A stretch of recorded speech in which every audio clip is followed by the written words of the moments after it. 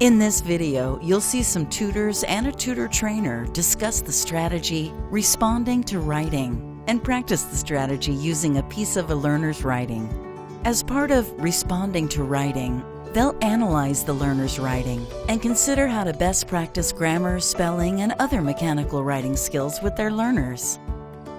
When responding to writing, ask a writer to read their work out loud. This provides them a chance to catch errors and for you to sidestep reading someone else's handwriting. Always respond positively. Point to something specific that you like in the text and say why you like it. Focus on ideas. Ask a question to find out more. And make one suggestion based on a pattern of errors to focus on skills like spelling or sentence structure.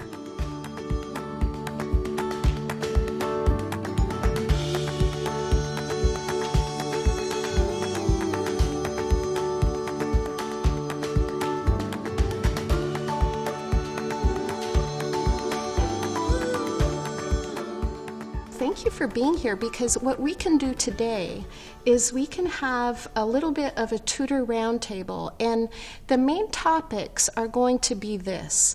How do you respond to writing? When adult learners write in our lessons with us, what's the first thing you do? What's the second thing? So we're going to be working on a strategy to how to respond to writing in a way that elicits more writing and creates more good feelings and more impetus to want to write more. And then the second thing is we're going to focus in on how do we actually help our writers, because we're all writers, how do we help adult learners improve their writing over time?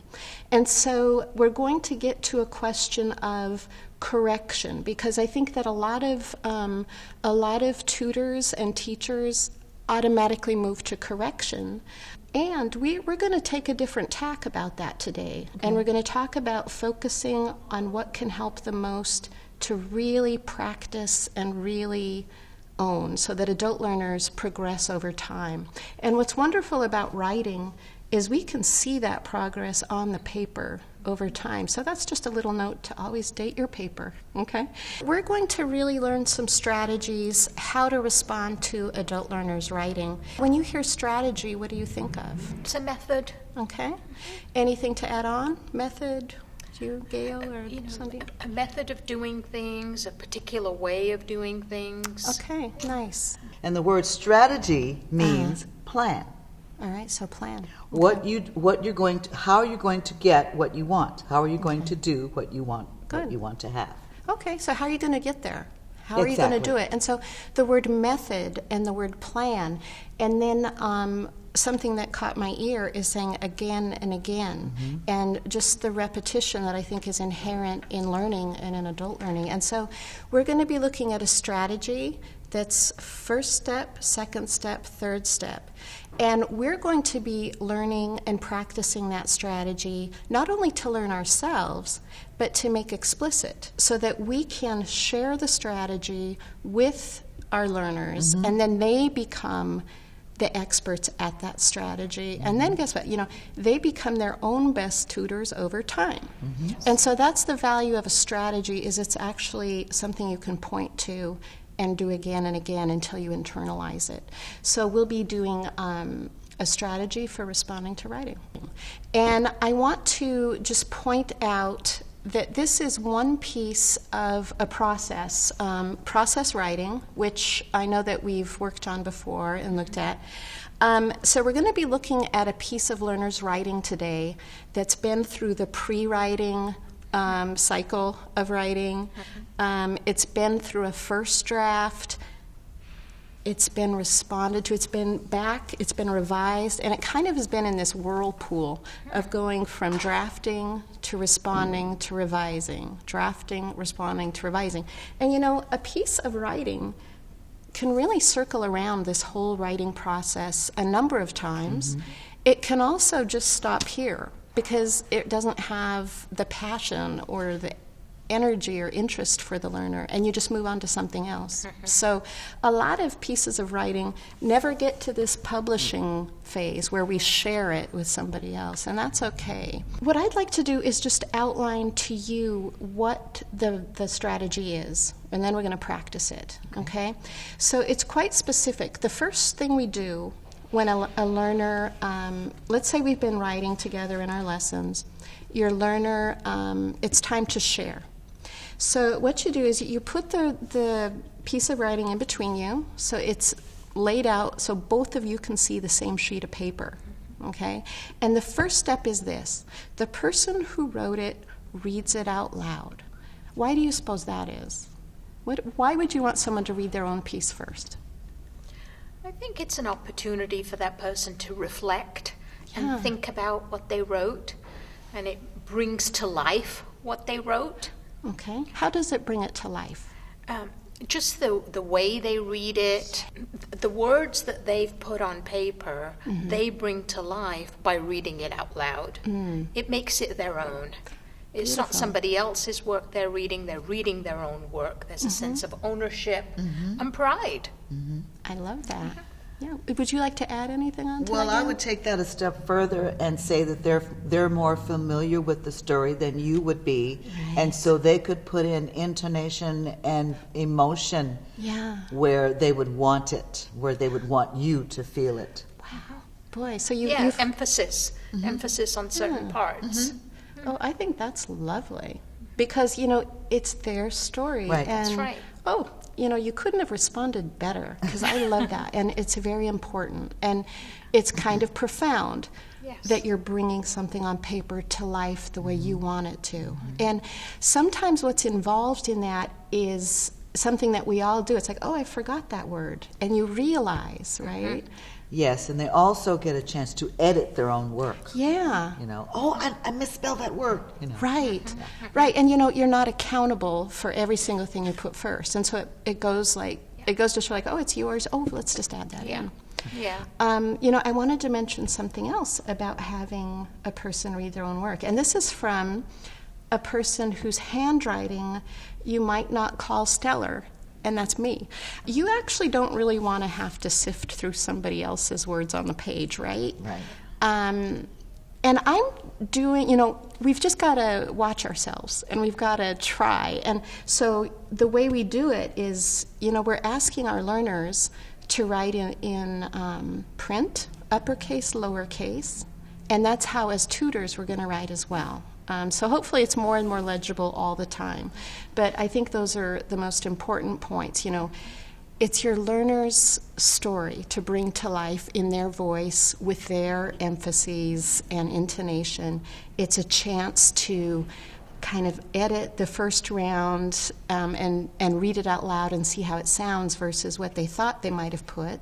And it's also a chance for us to let them read the work and us not have to read the work too. So it's a chance for us to hear. Yeah. And also I think that when you encourage them to read their own writing, and they can see that you get it, and they see where their, penmanship or editing is could be improved, they learn faster, and it gives them more encouragement to read more, write more. I like that's it. a very good point because I think you become better writers the more you read.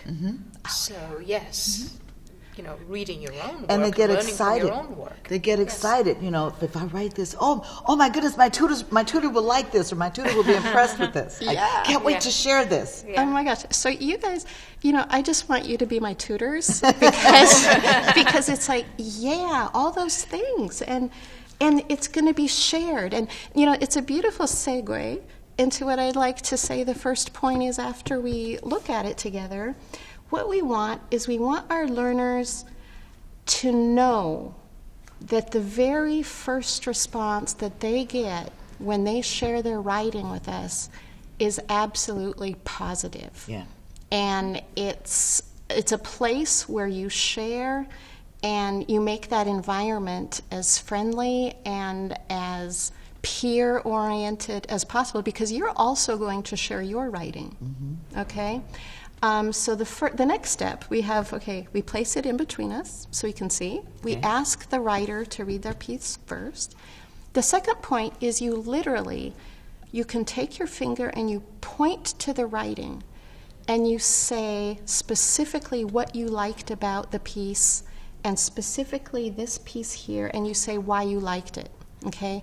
People need to know what's good about their work. Just as much as a person might want to correct someone's work, it's like you need to know what's going well in your writing. Yes. And it's also not a general like, oh, that's great, good work, good. It's more like, I like this because, and you're pointing to something, okay? So that's going to be something that your learner expects after time. And it's also going to be when they read their own work, they can start by looking at what they liked and did well. So it's as they absorb what the process is, what this strategy is, okay? So that's the next step. And then the next step is this. It's a question. And the question has to do with what they've written, the story, the content, the ideas, okay? You want to ask a question that will expand the writing. Okay, you can ask questions to clarify the writing as well, but you want to ask a question that will give them a clue, like what comes next in a story. When a listener hears your story, what kind of responses are they looking for next? And, it kind of teaches the shape of a story. A lot of times that's a culturally bound type of things, and so you're this person who might have a question that maybe your learner hadn't thought of even including, but actually it makes really good sense in that story to your casual listener, okay? And it's all about the content of the piece, because we want to show a learner and demonstrate that we're trafficking in ideas, we're trafficking in sharing thoughts on the page, having a good time, but just really taking seriously what someone is thinking and putting on the page. I think one way to do that is to, when you've read that writing, you can say, when I read this, I visualize such and such. This is what I visualize. Okay. This is what you've painted for me in your writing. This is the picture I see in my mind. Is that what you had in mind? Is that what you were trying to do? And if yes, the person's going to get really excited and say, exactly. That's exactly what I was trying to write. And that's exactly what I wanted you to see and understand. Or they may go in the opposite direction and say, oh, no, not at all. Let me change that because that's not what my intent was. That's not where I wanted the reader to go. Beautiful. So, and I like that too, because it's not like any one of us is, the arbiter or the judge to say what works and what doesn't work. It's like, so I think that's a really nice way of phrasing a question. And I have some suggestions too to add on to that. So what do we have so far for our strategy? We've got sharing the piece. We've got pointing specifically to one thing that we like, saying why we liked it.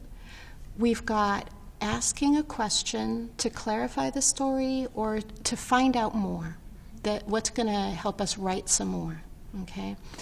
And that's where I'd like to stop right now, because those are the steps you're going to work with. You're going to teach your learner that as well. And then I'm going to show you another step in a minute that's all about a question that tutors have about how to correct a learner's writing. So far, we've only talked about ideas. We've only talked about questions. And the questions we ask probably generate some wonderful conversation. And so I think that when we're writing, something we find out is that our conversation moves from the page to our voices, back to the page, back to human interaction. That can be a model. And we haven't told them anything like that's wrong about their piece or what they need to do to make it better yet. We've only really connected as peers and as writers and as readers. And so that's beautiful. And if that's as far as your lesson goes for one session, then it's well spent time.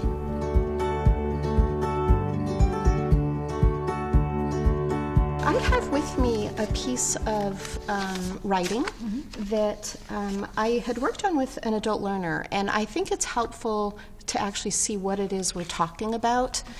And Thank you. something that I love about this piece is if we take a look at process writing, for example, when Walter and I were working on this, we spent a lot of time pre-writing in the form of a conversation about a book that we read.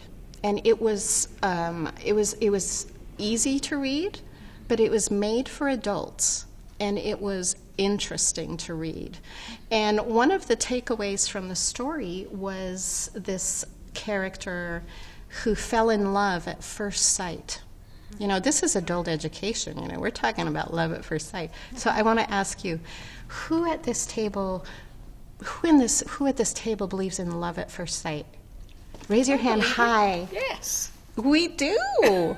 And, you know, I think people either do or they don't. And you run into both. Never happened to me, but, you know, I believe in it. I've seen it happen. I've heard of it happening. Okay. So it must happen. It must happen. Well, I'll tell you, we're going to read a story about love at first sight that did happen. All right. Wow. And this is a story by Walter. We have a strategy list right in front of us of responding to writing, steps 1, 2, 3, 4. And since Walter isn't here, basically what we're going to do is we each have a copy. What I read to you was actually published because it was published in a book of learner writings in New York City, just because it was from a foundation that would fund adult learning all over the country. And so he is a published writer. And then when we flip our page over, actually let's play a little game here. I'd love for you to take this sheet here, and we're going to flip it over, and then you get to see Walter's handwriting and how he wrote this the first time, what it looks like. Oh. And I'm curious, go ahead and turn to this page here. I'm curious what strikes you about Walter's writing. What do you notice? His writing looks like mine. Okay, in what Or way? his printing looks like mine. Okay, Kind of struggling. okay. A little bit of struggle in that handwriting. Any other? Yeah, with this type of handwritten expression. Okay. He's got cross-outs and dates. Mm-hmm. I feel like it's easy to read. Okay. It's easy to read his writing. It's clear. I like the way he lines it, he indents. Yes. He lines really up does his- a good job at indenting, doesn't he? Yeah. And what do you think makes it easy to read, Sandeep? Just the spacing. His letters are really clear. You know, Yeah. it's not cursive. Yeah. So it's clear and easy to read. Uh-huh. He doesn't have a lot of words on one line. He's not squeezing a lot of words close together. It's Okay. very nicely spaced. Okay, he's And doing the- that well. Yes, so I feel like he's got just the right number of words on each line, and Okay. and the paragraphs are really easy on the eyes. All right. Easy on the eyes to read. Okay. Well, you know, I appreciate what the two of you have to say right away because it's just very, you know, we're just noticing more and more, and so those are great things to pay attention to all these details. And what I would like to ask you to do is let's take a look at our strategy. We don't have Walter here to ask him to read the story, so we're going to skip that one. I wish we did. I wish you were like a guest coming right in to surprise us now. Wouldn't that be great? So what we're going to do is instead of having him read it to us, but I'd love for you just to read through. Go ahead and flip back to the published draft here, the final draft. And I'd like for you to read it to yourself. And then when you're finished reading it, I'd like to see you take your finger and point to something in the text that you like, and we'll see if we can find one thing that we genuinely really like, and then we're going to say what we like about it. Okay, so let's right. practice that first step. Go ahead and point to what you like.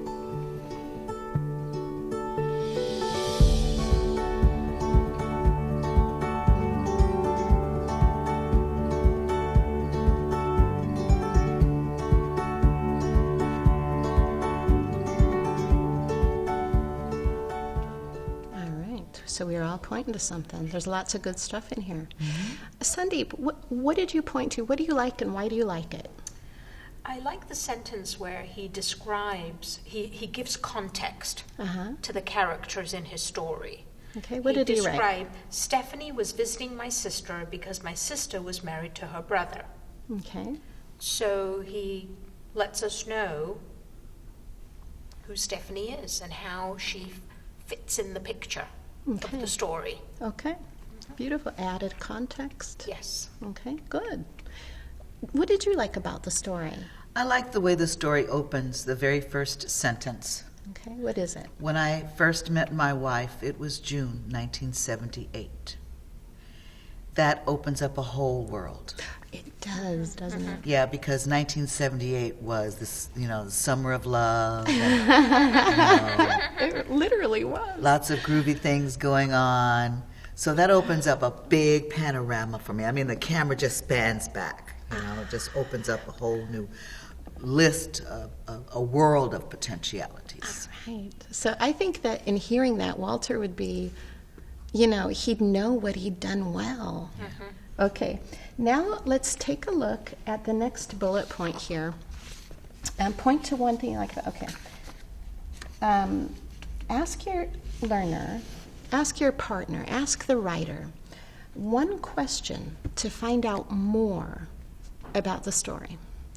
And let's just imagine that we could ask Walter, let's say he's sitting with us, what would you like to ask Walter, having heard the story so far? I'm dying to ask, why did it take 2 or 3 months before he saw her again? Okay.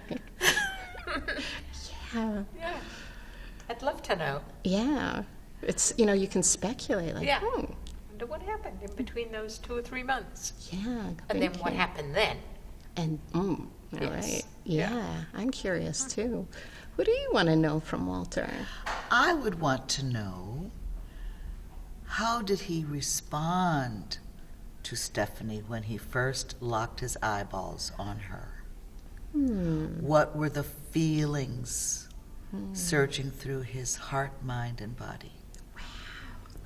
Wouldn't that be great? What I like to do is I like to make a sheet of paper very messy from the outset so that a learner knows that we're actually drafting and we don't write things perfectly the first time in general. Right. And so I might put a big word at the top of this page, which is questions.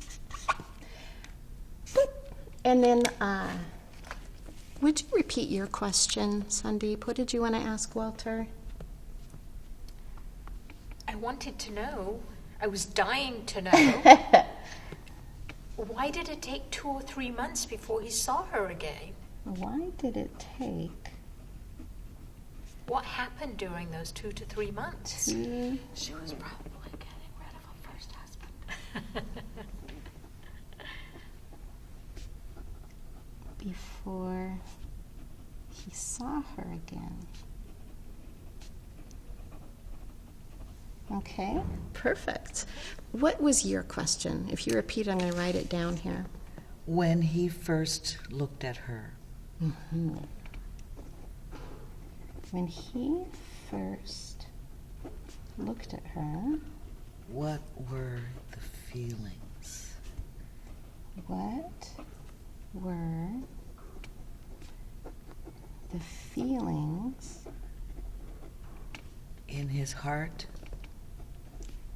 in his mind, heart, mind, and body, You're a romantic. said the romantic lady. Okay, so what I've done here is I've made it kind of messy, and I've written one question here so that we can hand this to Walter and there will be space for him to answer the question. And there will be space for him to answer the question here. And that will set him up nicely for another revision and draft. If he decides he'd like to add more detail that you wanted to know more about. And it's always his work. And so maybe he'll say, yeah, I want to add that in. Or maybe you're like, no thanks. And either way is fine. Okay? So that's that phase. We've gone through this part of the strategy already. And this is the part of the strategy I would share this piece of paper and the strategy with Walter. Because if your learner's writing and you're writing, do you believe in love at first sight? Why or why not? And I'm like, yes, because blah, blah, blah, blah, blah. And you're writing your answer, yes, because. And then you're going to read your story to your learner. And your learner can practice pointing to your story to say what they liked and why they liked it, and thinking of a question, because maybe they've never been asked, what do you think about this text? Yeah. And what does it strike in your mind? Yeah. You know, so they're practicing, you're practicing, and they're getting used to, what do you like? What's a question? What do you like? What do you want to know more about? And that becomes a frame of reference for themselves as writers. Okay. What we've done is we've gone through the steps of this process together, in that, you know, we've read the story, we've pointed to what we've liked, we've asked a question to expand, to clarify, to expand the story. And this is what your learner is going to have as well. Share it with your learner, because they're going to be able to use this framework with their own writing and think about what they liked, what's good about it, why they liked it. And they might ask themselves questions to be able to expand their own story. So, you know, they won't need a tutor as much anymore.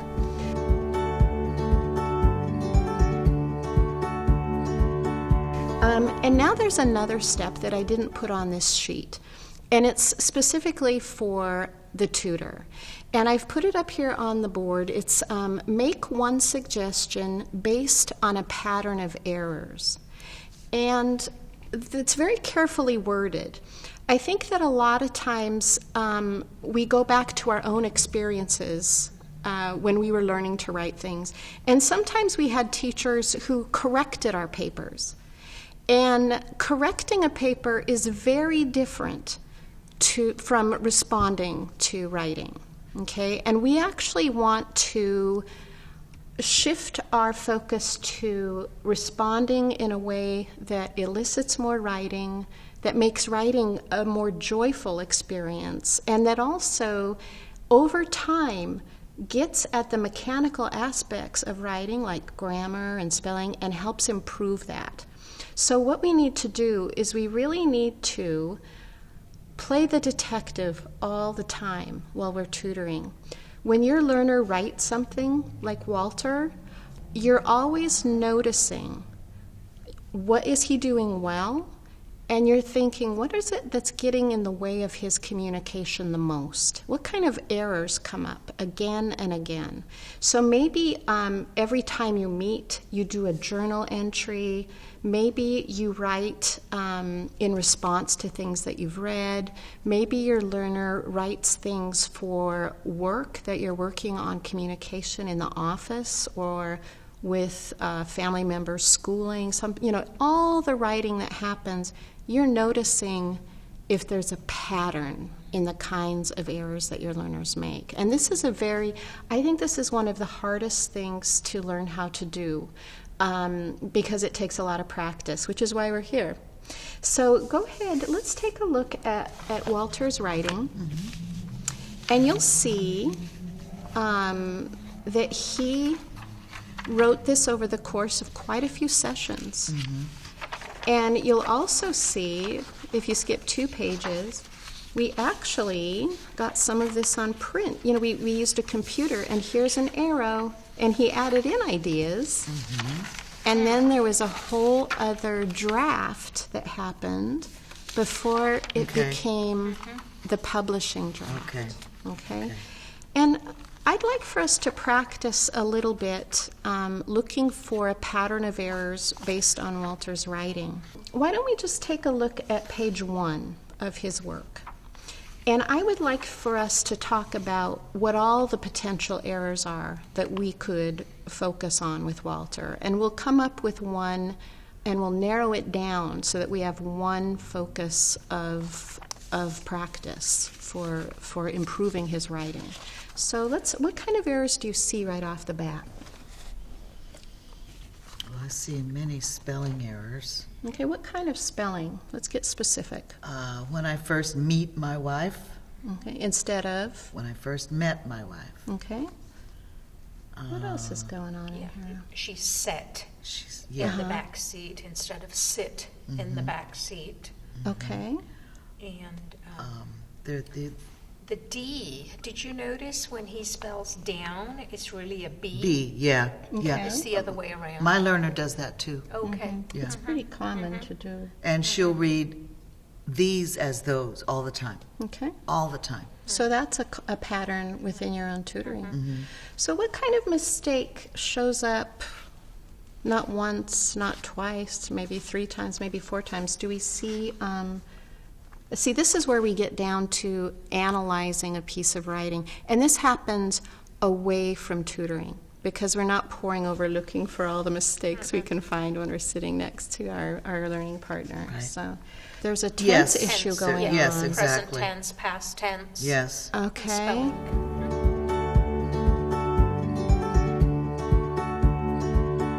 Okay. Yes. Well, I'll tell you what. A lot of tutors want to know how much emphasis should I place on grammar when we're writing? And I think it's a pretty common question and an important question that tutors have. How much do you emphasize grammar? So I want to jump on an idea that came up, and we're going to talk about, one way to play with grammar, or I want to say to correct, to improve, to play with grammar, because I think that's all the same thing. Like learning is fun, right. And how do we make it fun? I'd like to write down a way that I might work on this and, gather your input to see if it makes sense. And also, I'm going to need you to supply the material. So let's get out another flip chart sheet. So now we're all standing, just so we can see the board well. And it's important to have Walter's piece of paper, his writing, right in front of us. And what I'm going to ask you to do, we've identified present and past tense as a consistent error. It's a pattern that shows up in his, it's a pattern of errors, and it's past and present. And so now we want to help Walter learn how to use the past tense and to add that to his repertoire over time, so that in the future, and it takes time, but after we've been working for months and months, we're going to start seeing the past tense get better and better because we're going to focus on it. So I'm going to show you something I like a lot. It's called a T-chart. And a T-chart is just like this, loop and loop. Okay. Voila, a T. And I like them because they're easy to make in tutoring, And also, it's a graphic organizer that can help us compare and contrast items very clearly. So on this side of the T-chart, I'm going to put now. This is the present tense. And on this side of the T-chart, I'm going to write 1978, and that's the past, okay? So when I'm working with a learner, I really don't add the jargon of present or past perfect or simple past. The reason is this. It's adding a whole level of language that really can be more confusing than helpful. Yes. And I'm just not someone who keeps that in my head. It's not my focus or specialty or cup of tea. But when you're focusing in on a grammatical type of error, one at a time, because you can only really focus on one thing at a time. That's the challenge of tutoring, isn't it? Yeah. Knowing what you're working on. Yeah. So there are a lot of folks who've written books about what you might want to know more about. And this is a great time to go to the literacy collection or talk to the literacy coordinator and say, I need some exercises that really help us focus on present and past tense. And then you go to that specific part of the book instead of doing page 1, 2, 3 through this grammar book that may not be relevant except when we get to this. So I'll show you what it is. Okay. So I'm going to do a different, I like to do different color coding stuff. Look at Walter's piece and give me one present past tense error. Tell me what he wrote, which shows up in the now column, and what it really ought to be. And we'll write that in the 1978 column. It's the very first sentence. Okay. He writes, when I first meet my wife. Okay, and he writes oops, I'm going to put this one in green. And what should it be? Met. How do you spell met? E-T. M-E-T. Okay. When she sat bound, Okay. I look. Look. So he wrote look. And what should it be? Looked. And how do you spell it? L-O-O-K-E-D. Right. Very nice. What's another one? The next one is, again, when I look in the rear view mirror. Okay, and it should be Looked. Okay. Are there any other present past tense? In the second paragraph, the first sentence, he says, when I look in the rearview mirror, I notice that she look good. Okay, so here's Actually, look look. here and looked. And did you say notice? And what should that be? Noticed. Okay, and how do you spell it? N-O-T-I-C-E-D. Okay.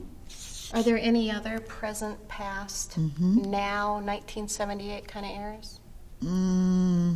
Would you say this one was, she was look good? Yeah, that's when I said look. She was looking good. Okay. So, Either it needs to say, she looked good. So either, he needs to take out the was, Right. or he needs to make it Looking. she was looking good. Right. And, I think that what we're going to find out, and what you already know working with your own learners, is that all sorts of configurations of errors show up. We can point to so many mistakes on the page. And our challenge and what we need to do is really look very narrowly to one pattern to work on. okay. And so you're mentioning important, valid things to work on. And I'd However- like to leave it to one word here and one word there. Okay. So I'm wondering if you take a look at that first page, are there any other words that he wrote in the present tense that needs to be in the past tense? Move. Move, yeah. Yeah, move. Okay, and what should it be? Moved. Moved.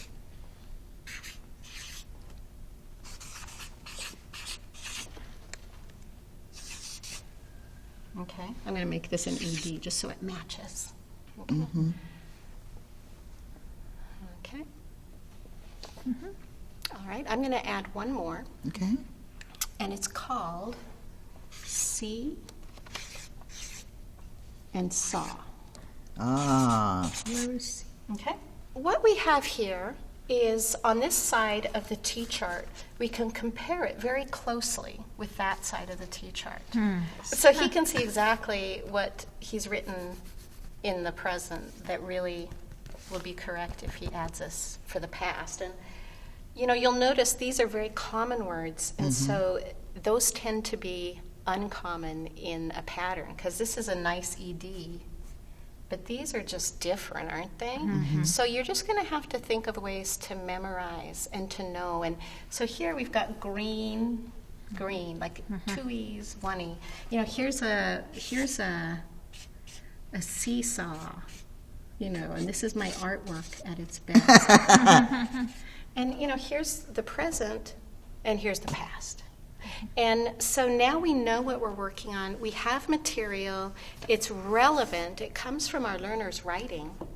And we can also go to a grammar workbook, get good advice from a literacy coordinator, and really focus on a lot of past tense, present tense that will supplement the words that he's already provided if you want extra practice. Okay? What do you walk away with in terms of how much emphasis do you give grammar in writing? I think it's important to point it out so they don't keep making that same mistake again. But I think it's also important not to harp on it, because then that would be very discouraging. Okay. And you No don't want harping. to just make the person not want to ever write again. Okay. So I think it needs to be a real balance between how much you have to focus on it, definitely. Yeah. But how much you focus on it, I think, is the key. Okay. You know, in the course of our session, we really talked a lot about Walter. Do we believe in love at first sight? Interesting stuff. Looking in the rearview mirror and really wanting to know more. And then we really focused on one type of error out of many, right? Because there's a lot we could work on with Walter. And so the idea of being able to work on one thing at a time is really important, and to really emphasize the ideas, and you are a writer and we're part of this writing community. Yeah. And then we want it to get better over time. So we're going to focus in on one thing. And we're going to practice and practice and practice. Yeah. And we're going to take time to get it. Okay. And that's one thing we can check off the box. When months down the road, there are a lot more EDs showing up on the page. Good. Yeah. Do you have any questions or comments about what we've done today? Or do you have a feeling of how you might use some of this strategy of responding to writing? Definitely, I will actually take the steps and make sure that I go through those steps. Okay. Because sometimes you become very comfortable with your learner, and you might start to do shortcuts, and you might not be as effective. Okay. I will definitely follow this, and I personally appreciate how to approach this situation, because I have questioned myself on how to do it, you know, and so you've helped me with that. Yeah. All right. Yeah, the T-chart is such a good visual because they can even take it with them. They can take it with them. Yes. Yeah. I love your seesaw. Yeah. Thank you. So we're going to take a little side trip, and we're going to do a strategy that actually is a reading comprehension strategy called visualization. And what Sandeep said totally reminded me of this, because it's actually about creating a picture in your mind. It's actually a movie. And what we're going to do to create a really vivid movie is we're going to think about all of the senses, what we see, what we hear, what we smell, how it feels, any tastes involved. And we're going to add as much of that sense to the movie that we can, because it helps us, when we create that, it helps us remember what we read. And that can help us understand what we read better, because we have the memory to go back to different parts of the movie or the writing. So I'm going to ask you, if you don't mind, and if you don't want to, it's okay. I like to do this when I read out loud, and you could listen to it with your eyes closed. And then after we read it this way, we'll talk about what we saw, or we can try and describe a little bit of the movie that we created. Okay. Should we give it a try? Sure. Sounds good. All right. Thanks for playing along. It's going to be fun. So go ahead and please close your eyes and make this movie. When I first met my wife, it was June 1978. It was hot. I was with my sister that day because she called me on the phone to take her to the store. Stephanie was visiting my sister because my sister was married to Stephanie's brother. She sat in the back seat of my car. When she sat down, I looked in the rearview mirror. I said to myself, she would be my wife. When I looked in the rearview mirror, I noticed that she was looking good. Then it was about 2 or 3 months before I saw her again. By Walter. Okay. So that's the story, and I wonder if you'd like to share what was going on in your mind? What's inside your movie? Any details? Do you have a description of what you saw, what you smelled, felt, heard, colors or shapes that came up? No, hot was all I saw. 1978 and hot, that's it. Okay, good, thank you. And how about you? It took me I moved to this country in June 1980. Okay.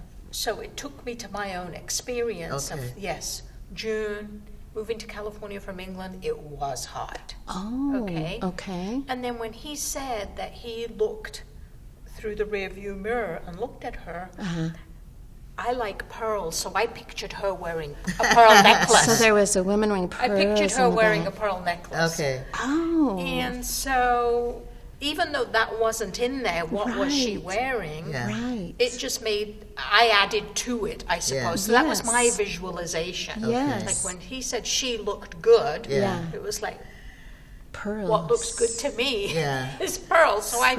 I just added that she was, wearing a pearl necklace. Wonderful. Carrying that further with the year, Yeah. I was thinking of a 1978 car.